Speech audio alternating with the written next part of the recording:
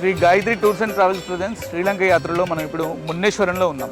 మున్నేశ్వరం అంటే మున్నంటే సనాతన ఈశ్వరాలయం, అంటే చాలా పాతదైన ఈశ్వరాలయం ఇది రామాయణ గారితో ముడిపడి ఉంది. రావణుని సంహరించిన తర్వాత రాముడు, సీతాదేవి, హనుమంతుడు వీళ్ళ పరివారంతో కలిసి పుష్పవిమానంలో అయోధ్యకు వెళ్తున్నప్పుడు రాముడిని ఒక నీడ వెంబడించిందంట. ఎంత దూరం అయినా సరే రాముడి పుష్పవిమానంతో పాటు ఆ నీడ వస్తూ ఉంది. ఆ నీడ ఏంటని రాముడు కనుగొన్నప్పుడు అది బ్రహ్మహత్యా దోషకం అని తెలిసింది రాముడికి. అంటే రావణుని సంహరించిన ఆ దోషం అనేది రాముని అలా వెంబడిస్తూ ఉంది. అప్పుడు రాముడు ఏం చేయాలని ఆలోచిస్తున్నప్పుడు శివుణ్ణి ఇక్కడ ప్రార్థించాడనమాట. అయితే యాక్చువల్లీ రాముడు ఇక్కడ శివుని ప్రార్థించే కంటే ముందే రావణుడు ఇక్కడ శివలింగాన్ని ప్రతిష్ఠించి పూజించాడు. లంకాధీశుడు పరమ శివభక్తుడైన రావణుడు శ్రీలంకలో అనేక శివాలయాలు నిర్మించి పూజించాడు. ఆ మహిమాన్విత క్షేత్రాల్లో ఒకటి మున్నేశ్వరం.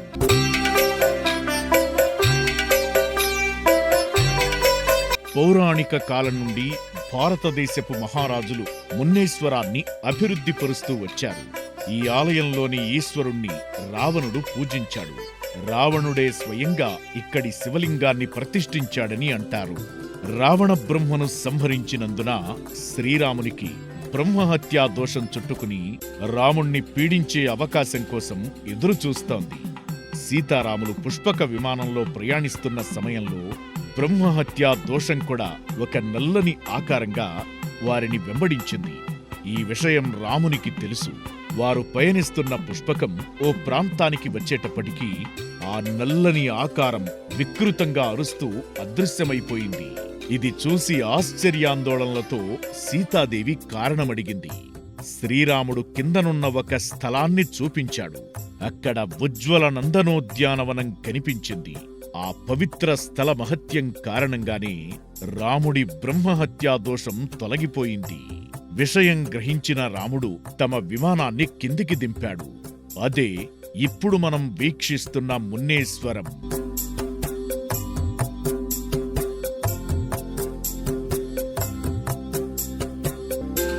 ఇది తపోభూమి అని తెలుసుకున్న దశరథనందనుడు ఆలయంలోని శివలింగానికి పూజలు చేశాడు.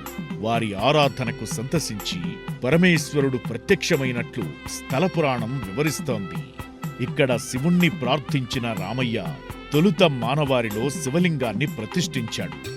మున్నేశ్వరం స్వామివారు మున్నైనాథ స్వామిగా కొలువై ఉంటే ఈ ఆలయంలోని అమ్మవారి పేరు వడివాంబిక. గర్భగుడిలో ఒక చతురస్రాకార పానవట్టంపై శివుడు లింగరూపంలో తూర్పుముఖంగా దర్శనమిస్తాడు. కులమత భేదాలు లేకుండా అన్ని వర్గాల ప్రజలు స్వామికి పళ్ళు పువ్వులు సమర్పించి పూజిస్తారు.